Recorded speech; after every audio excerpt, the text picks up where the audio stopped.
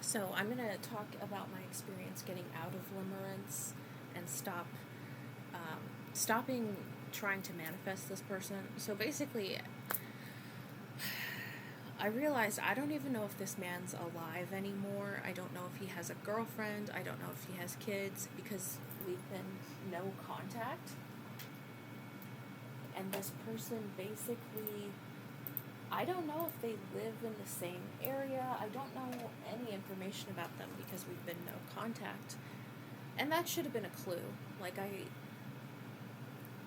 It just doesn't make sense that a person would be out of contact with me for so long unless they just don't want to talk to me, in which case that's totally fine.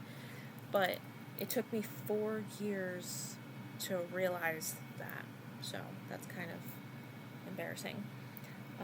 But I didn't even know if he was alive, if he had a partner. I don't know. I just do not know that information. And that was a little bit of a wake-up call. And then the other thing is, deep down, I knew he didn't really treat me as if he loved me or really even liked me that much. So in the back of my head, I had these ideas, like these little moments would kind of come into my head of, hey, he actually didn't treat me that well.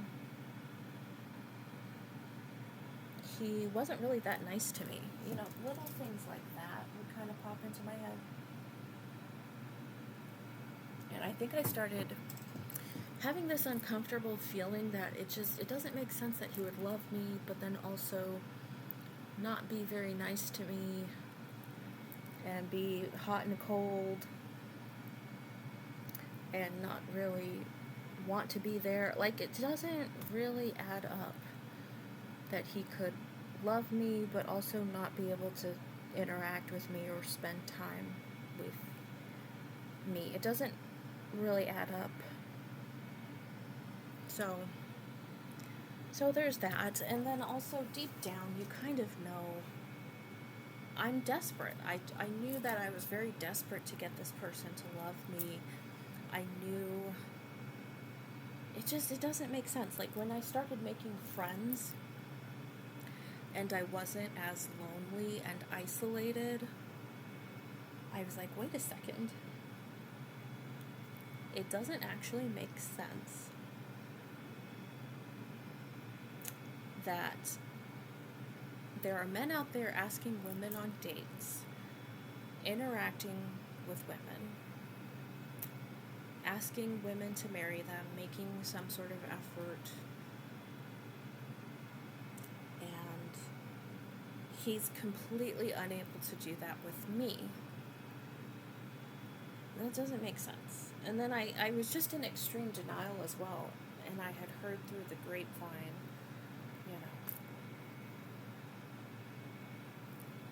a while ago,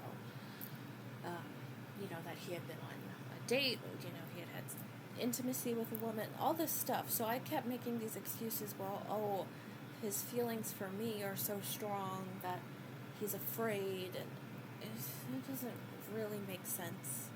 So I think it's just extreme denial about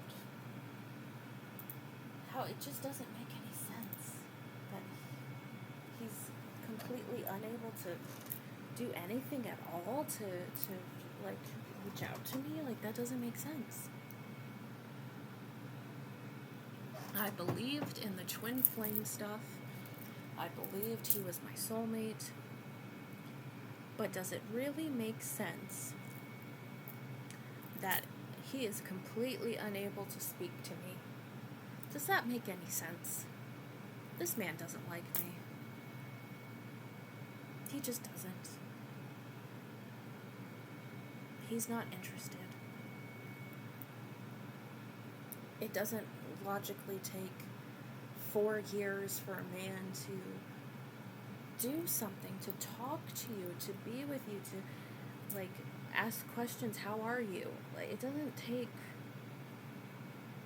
4 years for something like that to happen. But I was so desperate and lonely that I had convinced myself, It takes time. It's a process. That doesn't make sense. I think I also saw this spiritual video, and this guy, he does like, tarot, kind of like that new age stuff that I'm kind of trying to get away from, but he said not everything is spiritual. Maybe it's your look, maybe it's, maybe it's you, maybe you need to do something. I don't know. He also said not everything is spiritual. You might be mentally ill, which I thought was kind of funny. Yeah, I thought it was kind of like, oh, yeah. I was incredibly depressed. So, there's that. I mean, I was really depressed. I was very lonely. Yeah. There you go. I was very lonely. And that makes you believe in some crazy things because you're just so lonely. And I think society can kind of act like, oh, you don't need a man, you're fine. But I did want companionship and, emotional fulfillment, and, I wanted those things. I didn't want to be told, oh, you don't need a man, you're fine by yourself, because I didn't feel fine by myself. I really didn't. I wanted emotional and romantic fulfillment from another person, and I think there should be like a middle ground here. Like, it's okay to be single, it's okay to be sad about being single, but when you start obsessing over someone,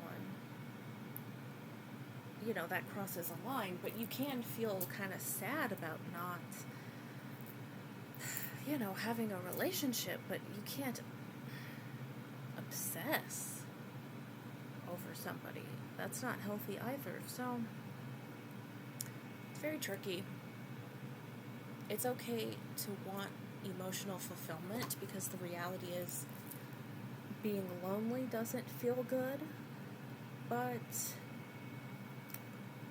it's not healthy to obsess either. So, you have to kind of find that balance, and that's hard. But I just sort of knew it was a dead end. If I don't even know if this man's dead or alive, I really don't know. I don't know anything. So, yeah, that's it.